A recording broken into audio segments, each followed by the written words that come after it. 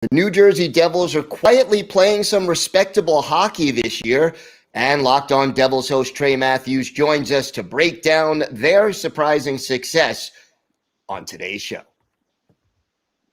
You're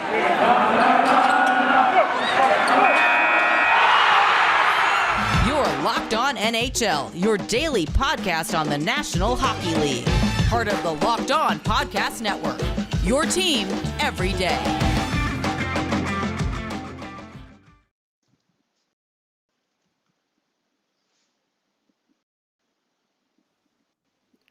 Right now, it's my pleasure to welcome to the show the host of Locked On Devils, Trey Matthews. Trey, how you doing today?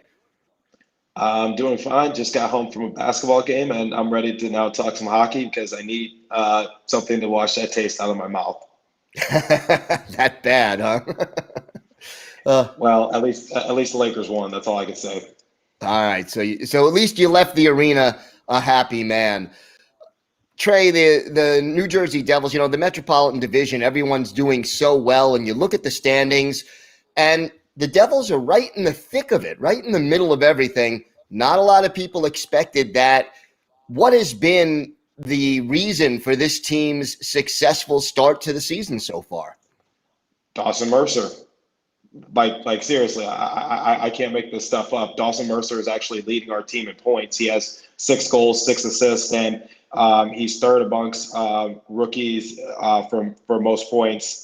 He is behind Lucas Raymond and Mo Seider in that category. So I think he's going to have a very successful career moving forward. But just the surges of Dawson Mercer, we saw this in preseason. We saw his high hockey IQ. NHL television broke this down as well. So overall, it's just the great contribution that we're getting from Dawson Mercer. He's able to get the most out of a lot of people. He's making this harder once Jack Hughes comes back because, we got Nico Hischier, we got him doing well. And now when Jack Hughes comes back in early December, what are we going to do? That's the question. So, who are we going to move to that third center position? But overall, Dawson Mercer and his overall production is really the X factor to our success. He's usually always one of my players to watch. Recently, we've just beat the Lightning, surprisingly, because fun fact for anyone who does not know, the Devils actually broke one of the Lightning's streaks because coming into that game, the Lightning were 30-0-2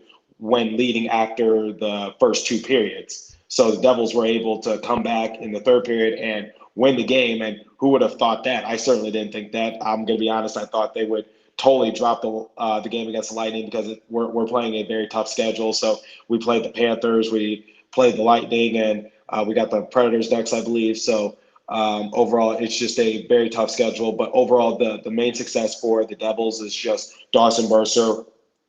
We're starting to get Mackenzie Blackwood to do well once again, but overall, I'd say that's the X factor for the New Jersey Devils. And Dawson Mercer might be a dark horse in the Calder Memorial Trophy race, but I need the NHL to put some more respect on his name.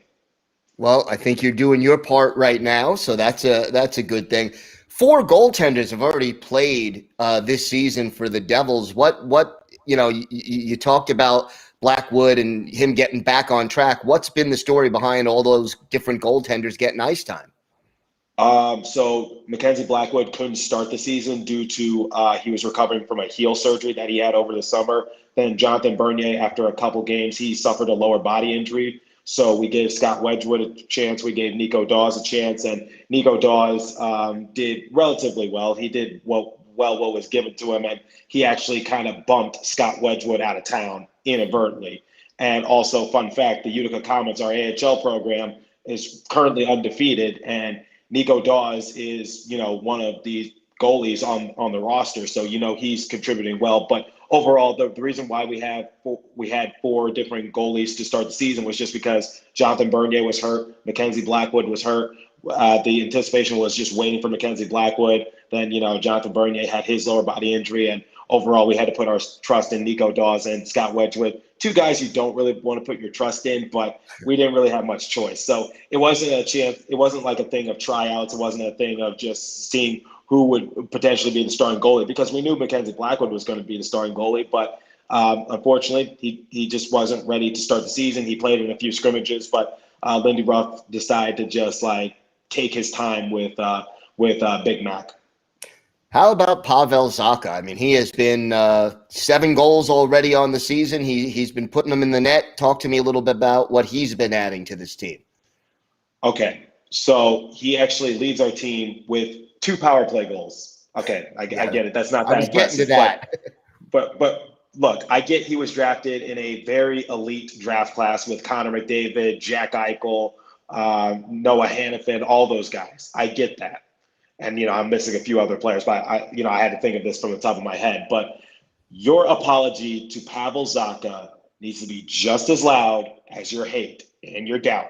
Because, look, I get he's not going to be on Connor McDavid's level. It's not going to happen. He's not going to get on Jack Eichel's level. He was a part of the best draft class since, like, 2003, I believe, if we're being completely honest. So, the expectations for him were rather high, and he's done well to the point where, you respect what he's doing. But look, I get it, being surrounded with like Connor McDavid, Jack Eichel, Mitch Marner, all those guys, he's going to be lost in the fold.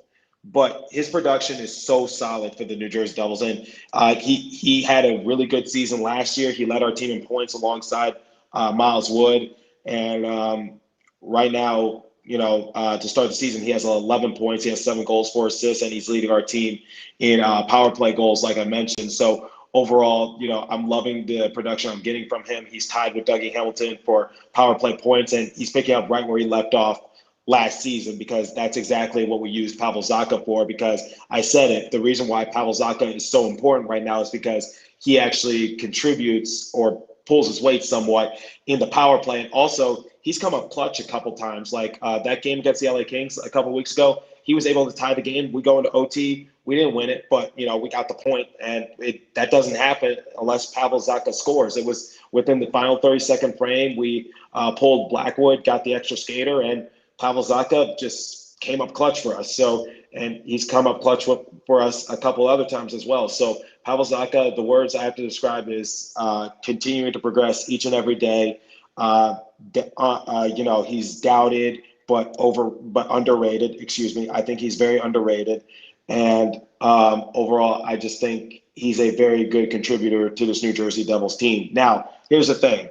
I did talk about this in my show before. I would be willing to trade Pavel Zacha if we're able to get something good out of it. I don't know the players that come to mind, but this was something I was talking about over the offseason, which is, look, I love Pavel Zacha. I have not given up on him. I think he's going to continue to progress. He progressed a lot last year, and towards the end of the season prior, he was actually getting better as well. So I think for Zacha, he continues to improve.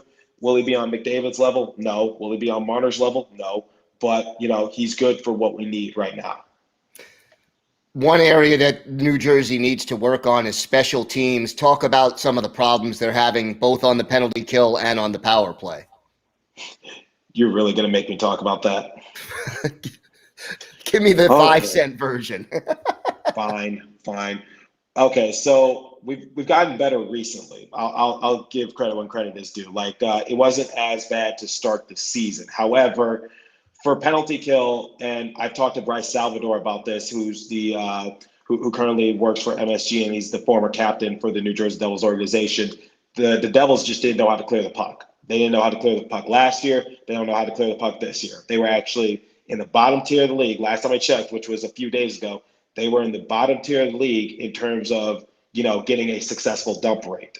And that can't happen, especially on the penalty kill. And then for power play, sometimes I forget they have the man-up advantage because they look like a deer in headlights. They just pass it around. They're not aggressive. And it's just like they're taking their sweet little time. It's just like, and they pass it to someone like maybe PK Subban, and Subban just rips a shot, and it gets redirected out in front. And, the other team is able to clear it down to the other side of the rink, and boom, power play over. Just forget that we're on the power play. And then for penalty kill, we just don't know how to clear the puck at times. So I think overall that's the main thing I look at, which is just like I don't see a sense of urgency. So like whether it be clearing the puck or just trying to collapse the defense on the 5-on-4 advantage, I just don't see it. Now, we have improved the last few games. It's not perfect, but I'm starting to see progression based on my perspective. So, is it good? No, because last time I checked, we're in the bottom tier in the league in terms of penalty kill. We're also in the bottom tier in the league or for power play. But at the end of the day, we're improving. I'm just saying baby steps. Just do well this game, and maybe it'll bump us up a couple spots if another team is not doing so well. So I'm just saying, take your time with it. All right, Trey, why don't you tell our listeners and our viewers where they can find you on social media and where they could find your podcast? You can find my podcast wherever you get your podcast from, Locked On Devils. And then you can find my social media at TreyMatt4 on Twitter, TreyMatt, and then number 4. And then my Instagram is Trey Emery Matthews. All right, Trey, thank you so much for joining us today and talking a little Devils hockey. Thank you, Gil. And I apologize if my voice is a little hoarse. I did a lot of play-by-play over the weekend. And also I was doing a lot of screaming at the basketball game. So my voice is kind of dead right now. Hey, it's a good reason. It's a good reason. So, all right, have a great Thanksgiving, Trey, and thanks again for joining us today. Thank you, Gil.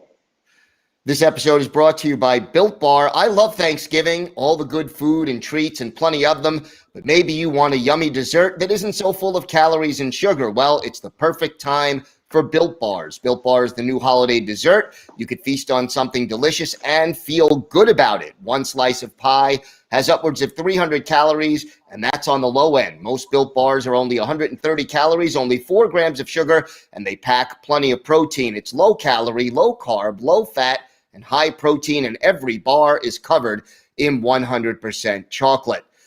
There'll be new surprises all month this month, limited time flavors arriving at Built.com regularly, so check the site often. And there's nothing like Built Bar Black Friday coming up this Friday. Mark your calendar. Black Friday will be a huge event with all sorts of surprises. Go to Built.com, use the promo code LOCK15, and you'll get 15% off your order. That's promo code LOCK15 for 15% off at Built.com.